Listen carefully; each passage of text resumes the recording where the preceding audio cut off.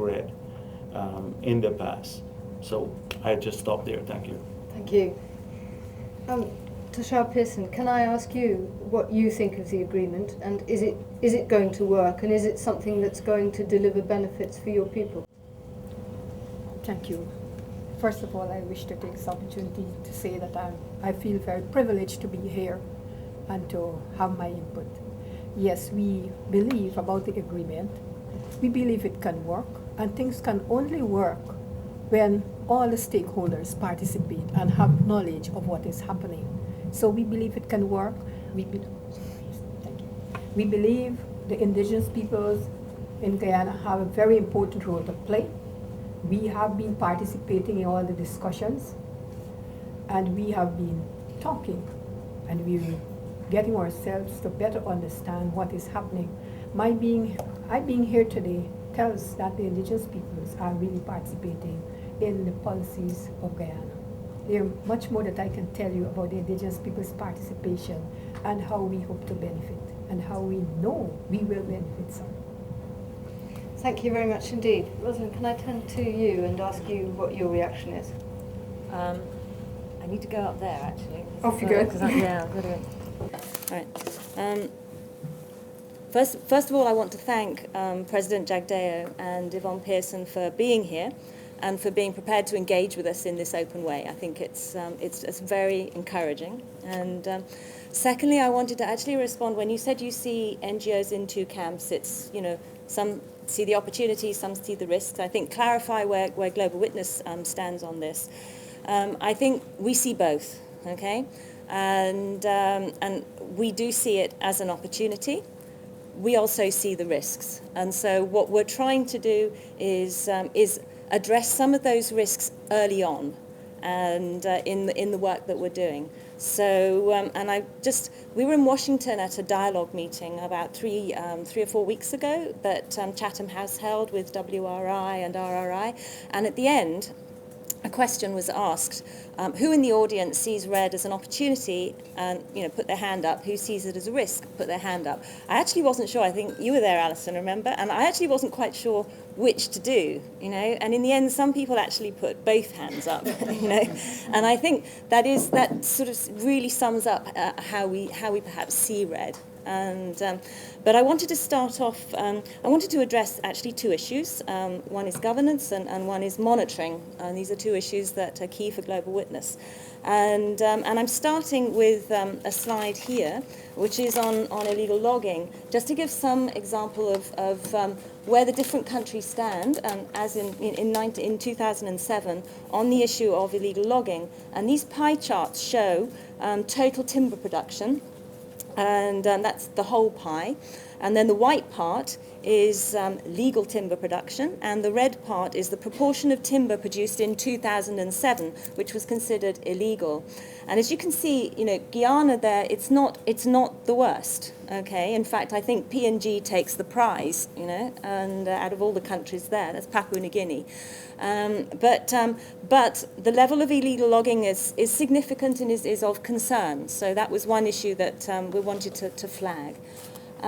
Moving on to issues of governance more generally, when it was actually this meeting on governance and REDD a few weeks ago that got us thinking about this. Someone pointed out these COFACE risk ratings. Now, COFACE is a French export credit agency, and it supports business operating in high-risk markets, and it assesses sovereign risk and assigns ratings to these countries.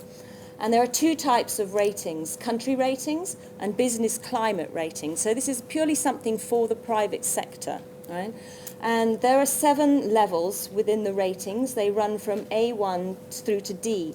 And I looked at the red countries to see where they fitted in this spectrum and found that actually all of them fall in the bottom set of categories from A4 right through to D.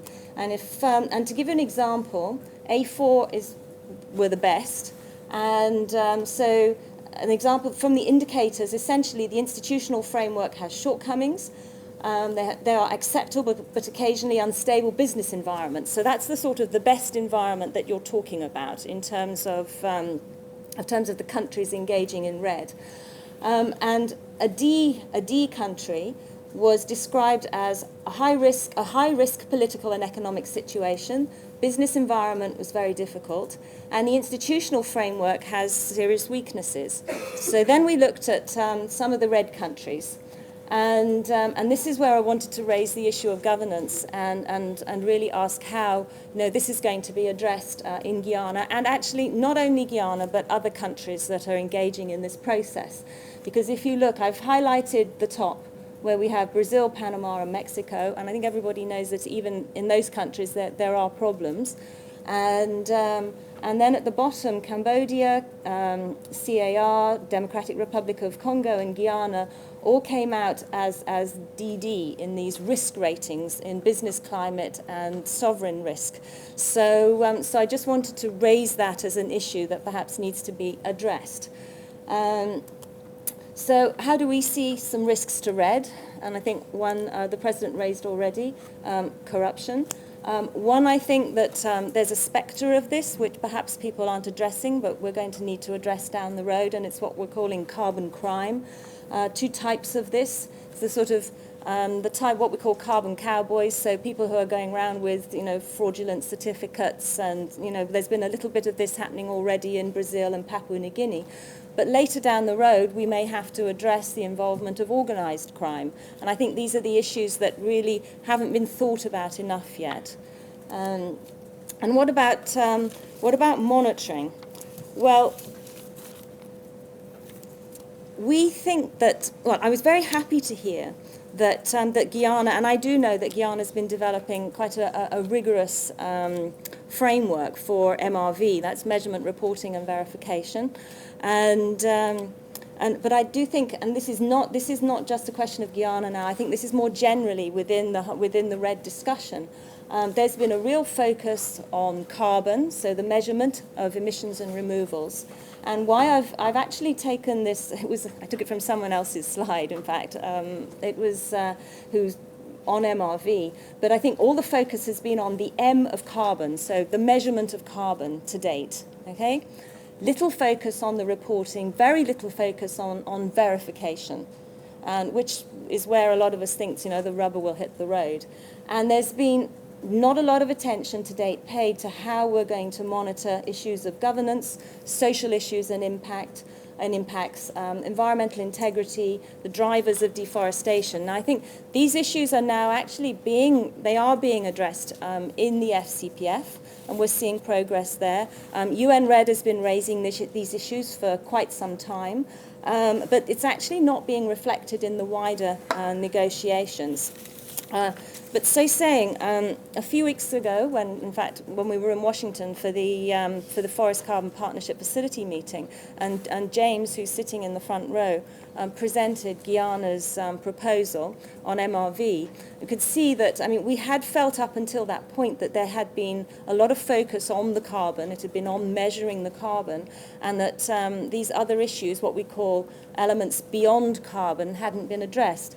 But clearly that thinking it's changing, was our perception, and we welcomed that because we saw some elements in there which were looking at a broader monitoring system.